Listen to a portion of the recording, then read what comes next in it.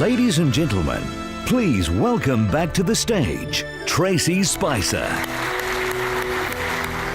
Now, I did promise you some fantastic entertainment as well as some fascinating speeches, so I'd now like you to sit back and enjoy, from the Bibbulmun region of Western Australia, Philip Walley-stack.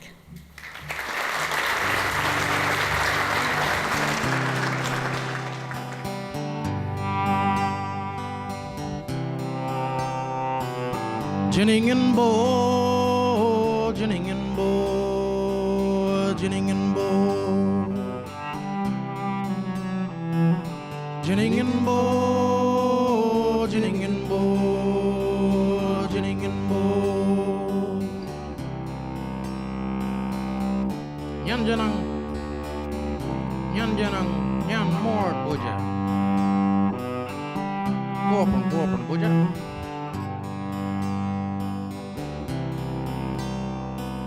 Standing on the rock, looking over the river, I can see the clouds flowing on forever. There's thunder and lightning, rain that's pouring down on my land. On my land, on my land, singing, jinning and bo, jinning and bo, jinning and bo, jinning and bo, jinning and bo, jinning and bo.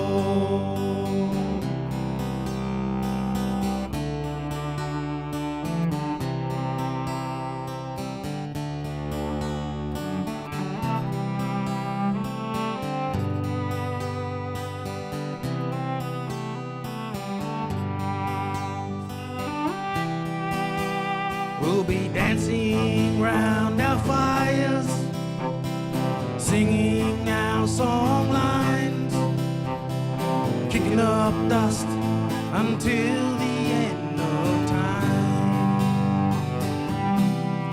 End of time, end of time. Singing, jinning and bo.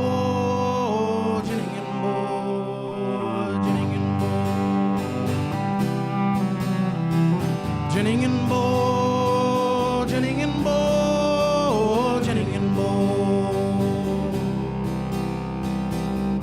Nyan janang, Bibbulmun boja. Nyan mort boja. Nyan janang, Mijaguru boja. Gala boja, mandi boja. Nyan janang, Kada munda.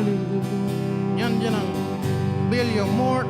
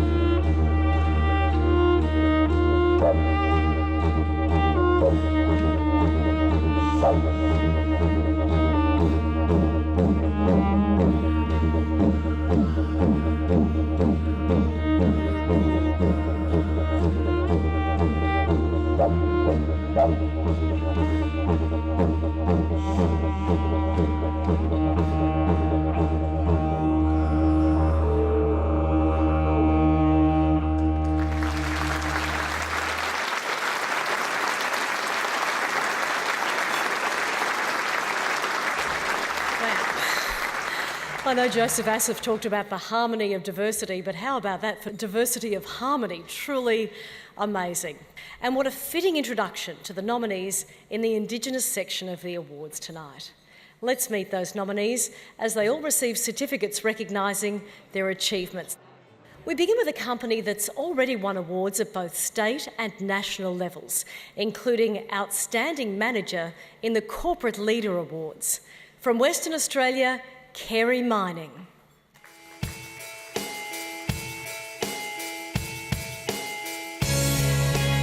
My name is Daniel Tucker and my company is called Kerry Mining. Kerry Mining is a contracting company and we do contracting services to the mining industry mainly. So what we supply is people and machines to do the job. I come from Kalgoorlie. My Aboriginal tribal name is Wangata. We started the company up back in 1995. There was myself and my two brothers and my brother-in-law. We come from the goldfields and our family has always been involved with mining to some degree, prospecting or working in the mines. So from where we were, it was just a natural progression to get involved with mining. And an opportunity came up talking to Anglo Gold Ashanti. It was quite big back then. It was a 25% joint venture, and that required us to put up about $6.5 million. That was very, very hard, very difficult, and through a long process of negotiations with the banks, we got the money from the bank. It's grown a lot over the last, say, 15 years, and to the point where we do a lot of things ourselves now, not just tied into a joint venture. We have a big training focus in our business, so we cover training from a number of different areas, obviously on a grassroots basis throughout the AWC Kerry training, and then we train our people when we engage our people, and then we also have apprentices and also traineeships in the business as well. At the moment we employ about 80 people. I think some of the qualities that they look for when they come and work with us is a family business, I think. A business that's not too big and a business that you could go and talk to anybody in the business, and a business that's not too small, that's got a future ahead of it. We'll be looking at growing the business mainly working with mining companies who are looking to engage Aboriginal businesses. Being an Aboriginal company, the extra things we can do is include local people and include Aboriginal people in the project. And that's where our focus is, to look for local people, either to employ them, to train them, or to assist them in business. And I think mining companies like to see that. Over the years, we've sponsored and supported a number of Aboriginal corporations. We've helped in the setup of Alta One Foundation that's set up to teach children of high risk. We've also set up an education trust. It's called the Wangata Education Trust. And over the years we've sponsored Aboriginal people to do further education. We're looking at setting up scholarships next year. It's 2011 with Curtin University. So for Aboriginal students who are studying in business or in science, applied sciences. When I left school, I went straight to working in the mining industry, and it's very hard if you had a soft skin. There were many times when I started off working in the mining industry, I could have turned my back on it and walked away and said it's all too hard because people were saying this, people were saying that. But I think through perseverance and just sticking at it and having a goal and having a focus, it helped me get through to where I got through in my work history and also in the business. Look, I think Australia is a good place to do business. I think Australia has come a long, long way over the last 15 years. There's a lot of opportunities out there, a lot of opportunities for Aboriginal people in business or in any field really, education, employment, training. The world is changing, the opportunities are there.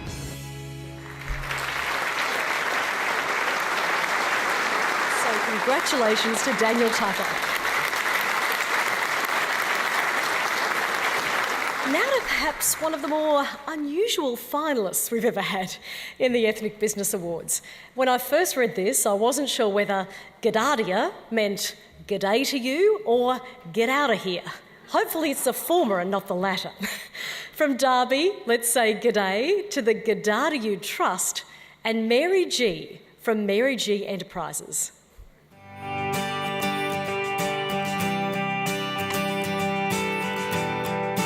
My name is Mark Ben Barker and my company is Mary G Enterprises. Basically, Mary G Enterprises engages in theatre, in music, in touring, events management, cross-cultural awareness, television, radio, you know, the whole gamut of media and the arts. Mary G is a feisty, matriarch-type character. It's showtime! Regardless what culture you come from, you always have the one auntie or grandmother that's the matriarch in the family. And she has this power to inform you, and whilst informing you and educating you, to make you smile and laugh and feel good about yourself as well.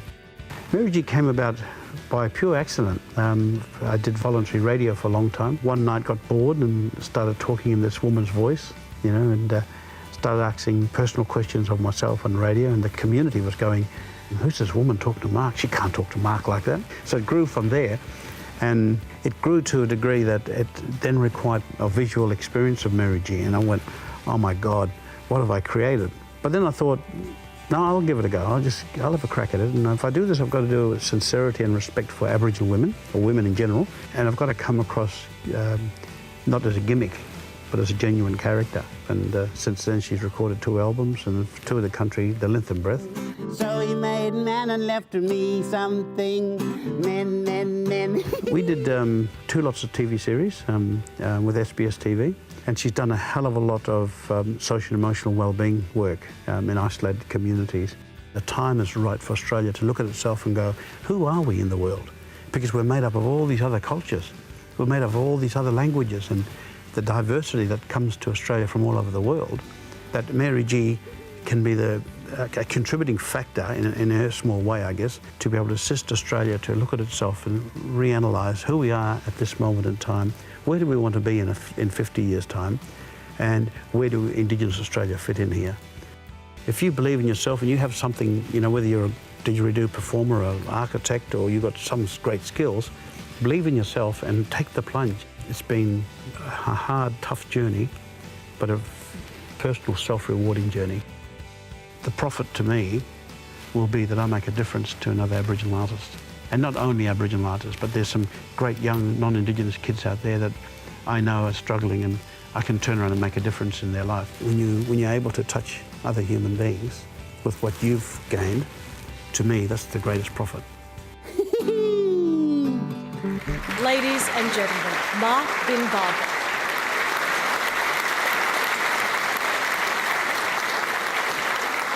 Now from comedy to the very serious business of airline ground handling, Northern Airport Services.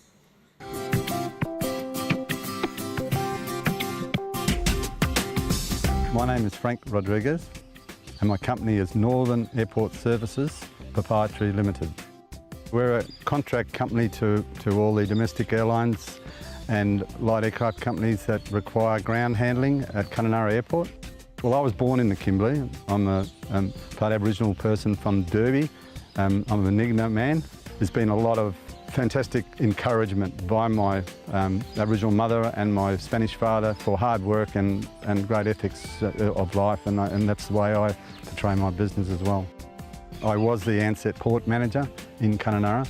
I left when they advertised for contractors to take on the ground handling at Kununurra Airport, because Ansett in those days were then starting to restructure all their ports. Good afternoon, ladies and gentlemen. And I won the contract on my own right as experienced manager for Ansett at that stage. I had the expertise and the know-how to run a port. I contracted out with a partner at that time, and we started off our business, Northern Airport Services.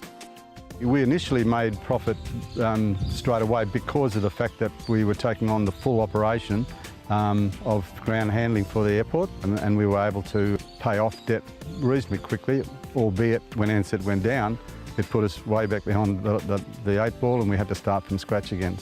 We do all the different types of loading, unloading of aircraft, check-in of the passengers, doing all the load control. Also, with charter companies that come in, we do all the ground handling for them, like all the catering will come off the aircraft. The airport is growing at passenger numbers in and out of Kununurra at approximately 10% per year. So the potential there for Northern Airport Service to double in size is realistic over the next 5 to 6 years, and that's what I'm planning for my company to be successful in achieving that. I think the Australian economy as it is today, especially in a place like Kununurra, where all the factors that make any town successful, like we have here with agriculture, tourism, mining, does help a business like mine and others in the town to grow with it. Tourism-wise here, we've just had the movie Australia done here, and a lot of people are now coming to see Kununurra. And Australia, I guess, is not only from the movie, but just from being who we are and what we are here and doing it our way, has been great for me and my business. Would you please welcome East Kimberley Aboriginal Employer of the Year for 2008, Mr. Frank Rodriguez.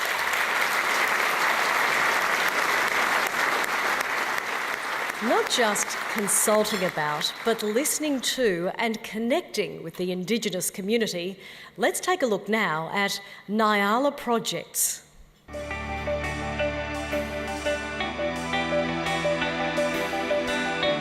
My name is Madonna B and the company is Nyala Projects. We are a 100% Aboriginal owned company. Most of our work, or 80% of it, is done with Indigenous communities.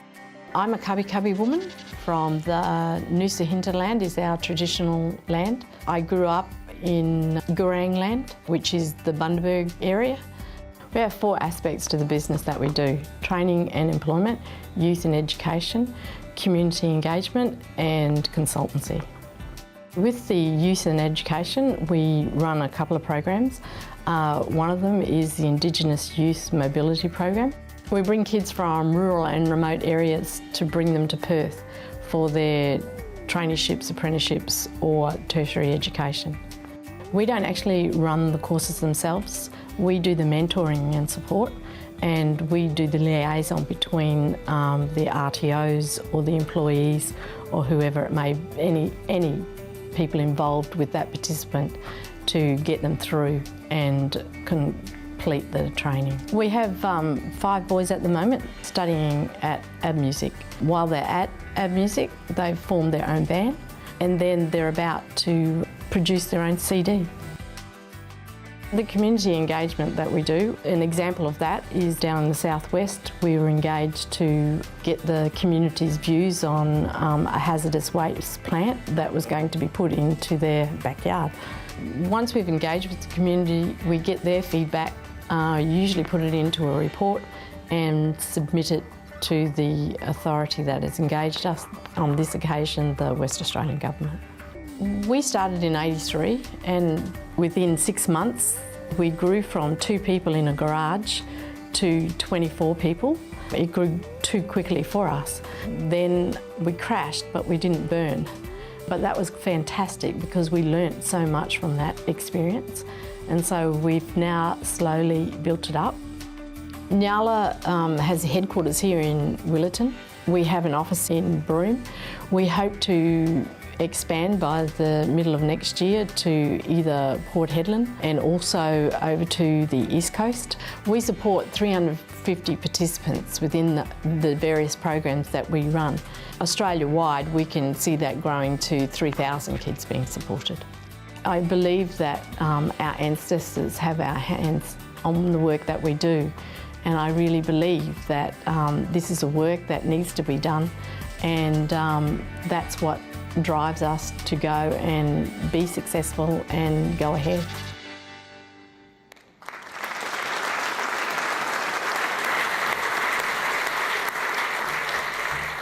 Would you please welcome Australia's first Indigenous female commercial pilot, Mrs. Madonna B.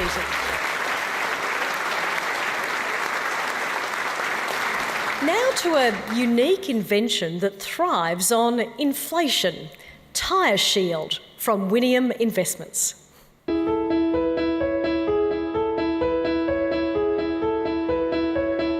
My name's Jonathan Desmond Slotchy. My business is Tyre Shield Australia, and I manufacture a product called Tyre Shield, which is a puncture preventative that seals all porous leaks in motor vehicles, push bikes, motorbikes and any pneumatic wheel. Years ago I used to work on properties in riding motorbikes, mustering sheep and forever getting punctures on it. So I started to develop a product then to stop me from getting punctures. Later on I worked for a synthetic oil company and I got an insight into chemicals. So I then went and saw an international chemical manufacturing company. Together we developed a product to my specifications that will seal all porous leaks in the tyres. Started the company with $30. At this time we were living in a caravan park in Mudgee under a blue tarp. I used to mix up the product in a 100-litre drum and decant it with a jug into bottles, and then I would go out and cold call on shops and sell the product. Manufacture of the product is done through ISO endorsed quality chemists. It is then shipped to Wangarang Industries, where the product comes up in the 1,000 litres, and then it's bottled, capped, and then it's labelled, packaged and then dispatched from Wangarang. Wangarang is a shelter organisation that allows people with disabilities to come in and earn a certain amount of wages that will not affect their disability allowance. We now have master wholesalers in every state of Australia. The products are exported to New Zealand, Malaysia, Thailand, Scotland, and also into the USA. We get approached all the time by various companies overseas. The latest one is a company from the United States wanting the rights for our product for the USA and Europe. And they're telling us that they are able to get our product into 88,000 stores. It would skyrocket our growth to a multi-million-dollar company. For young people, Aboriginal people, it's just like hunting, starting a business. We come from a hunter-gatherer background, and so selling and doing this type of business is no different than going out hunting and gathering food.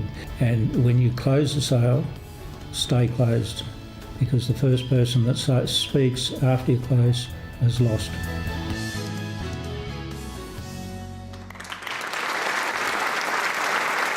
Please welcome Jonathan Slotchy.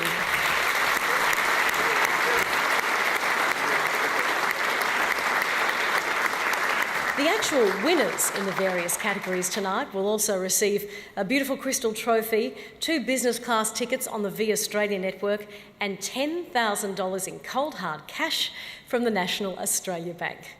Fantastic prizes and an eloquent testament to the commitment and generosity of our sponsors, which is a fine segue to a conversation with Mr. Joseph Healy, Group Executive Business Banking for the National Australia Bank. Please show your appreciation.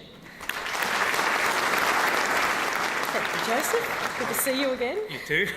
Why is the Ethnic Business Awards so appealing to the National Australia Bank? Well, we've been involved with the Ethnic Business Awards since its inception 22 years ago. And to my mind, business is about people. And the success of people, the entrepreneurs that have come to this country, to comments made earlier on this evening with empty suitcases and dreams, and have really brought a rich diversity, not just to the business community, but to society generally. And we look at the ethnic business community as a hugely important part of our economy and our society, and it's something that we are enormously proud to be involved with and associated with. So what advice would you give to an immigrant wanting to set up here? People who go into business clearly have to have a strong sense of self-vision, esteem, ambition, and a sense that the journey is not going to be smooth. There'll be ups and downs, but to be resilient and to never lose sight of the dream that you have and to hold on to that dream and believe in yourself. I think confidence, resilience, and ambition are really important. But working with a bank that really understands business is also very important. We'll let you get away with that sales pitch because you're the founding partner, that's all right. And from the perspective of the National Australia Bank, how important is the Indigenous in Business Award? I was delighted when Joseph announced the addition of the Indigenous Award to the Ethnic Business Award, because I think the Indigenous community is a very, very strong and very important part of our society and our economy, and they're hugely talented people. So recognising the Indigenous community as a category within the Ethnic Business Awards is fantastic. Congratulations. Thank you very much, Joseph. Thank you. We'll be back soon with some fantastic entertainment. I'll see you soon.